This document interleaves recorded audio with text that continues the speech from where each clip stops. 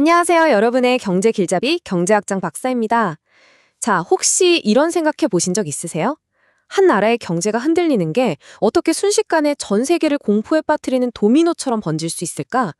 오늘은 바로 이 국제금융의 가장 어둡고도 또 그래서 더 흥미로운 주제, 외환금융 위기가 가진 아주 독특한 특징들을 하나하나 파헤쳐 보겠습니다. 네, 바로 이 질문이죠. 어떻게 한 나라에서 시작된 작은 금융 불안이 마치 1997년에 아시아 전체를 삼켜버렸던 거대한 불길처럼 그렇게 번져 나갈 수 있었을까요? 이 거대한 위기의 퍼즐, 지금부터 저와 함께 한번 맞춰보시죠. 자, 보통 학생들이 물어봐요. 교수님, 외환위기랑 금융위기는 다른 거 아니에요? 네, 그렇게 생각하기 쉽죠. 하지만 정말 그럴까요? 사실 이 둘은요, 때려야 뗄 수 없는 아주 끈끈한 관계에 있습니다. 바로 여기서 위기의 첫 번째 특징이 등장합니다. 바로 쌍둥이 위기라는 개념이에요. 이름 한번 정말 잘 짓지 않았어요?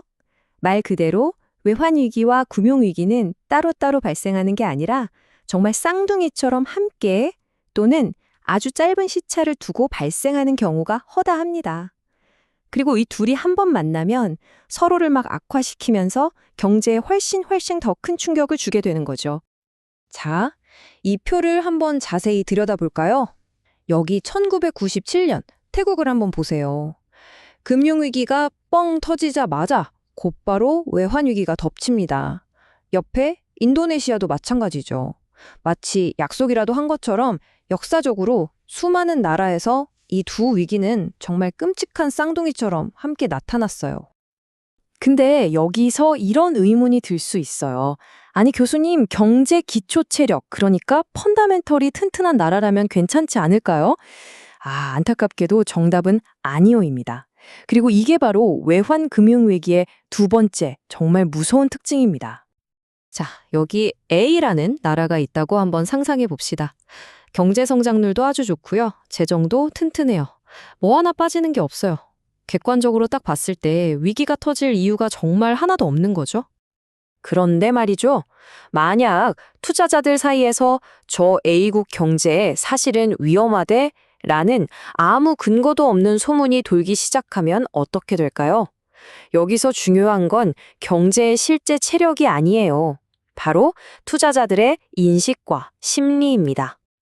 이게 바로 자기실현적 위기라는 악순환의 시작입니다.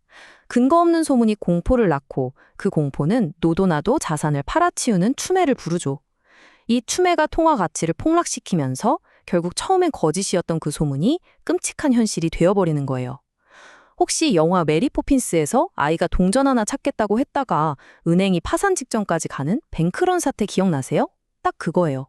두려움 그 자체가 재앙을 만들어낸 겁니다. 아니, 근데 어떻게 그 수많은 투자자들이 마치 한 사람처럼 똑같이 동시에 움직이는 걸까요? 이 비이성적으로 보이는 집단 행동을 설명하는 세 번째 특징이 있습니다. 경제학에서는 이걸 패거리 행동 또는 무리 행동이라고 불러요.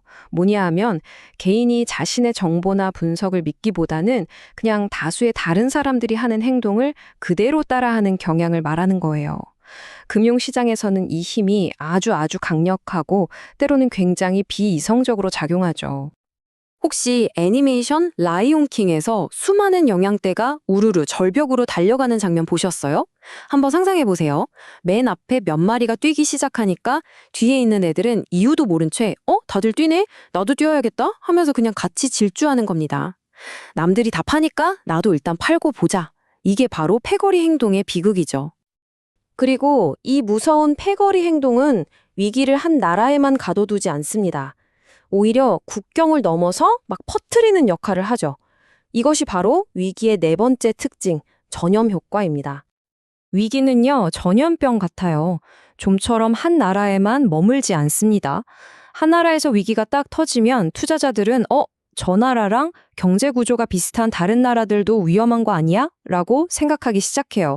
그리고 패거리 행동에 따라서 위험을 피하기 위해 그 지역 전체에서 자금을 싹 빼내갑니다. 이게 연쇄 반응을 일으키면서 위기를 옆 나라로 또 그 옆 나라로 퍼뜨리는 거죠. 1997년 태국에서 시작된 위기가 인도네시아, 한국 등 아시아 전역으로 번져나간 것이 바로 이 전염 효과의 가장 대표적인 사례라고 할 수 있습니다. 자, 그렇다면 왜 이런 위기의 폭풍은 유독 신흥국들을 더 혹독하게 덮치는 걸까요? 그 답은 마지막 특징인 바로 정보에 있습니다. 바로 정보의 비대칭성 때문입니다. 외국인 투자자들은 신흥국 경제에 대해서 잘 몰라요. 정보가 부족한 경우가 많다는 거죠. 자, 한번 생각해 보세요. 정보가 부족하고 불투명할수록 투자자들은 자신의 분석보다 뭘 더 믿게 될까요? 그렇죠. 소문이나 다른 사람의 행동을 따라하게 됩니다. 즉, 이 정보의 부족이 패거리 행동을 더욱 부추기는 겁니다. 자, 이제 제가 지금까지 설명한 이 모든 이론들이 현실에서 얼마나 강력하게 작용했는지 아주 충격적인 데이터를 직접 한번 확인해 봅시다. 이 표는 1997년 아시아 5개국이죠. 한국, 인도네시아, 말레이시아, 태국, 필리핀의 위기 전후 자본 흐름을 보여줍니다. 여기 1996년을 보세요. 이 5개국으로 들어온 민간 자본 순유입액이 무려 930억 달러. 와, 우리 돈으로 거의 100조 원이 넘는 돈입니다. 전 세계 투자자들이 아시아 경제의 미래를 정말 밝게 보고 엄청난 돈을 쏟아 부었다는 뜻이죠.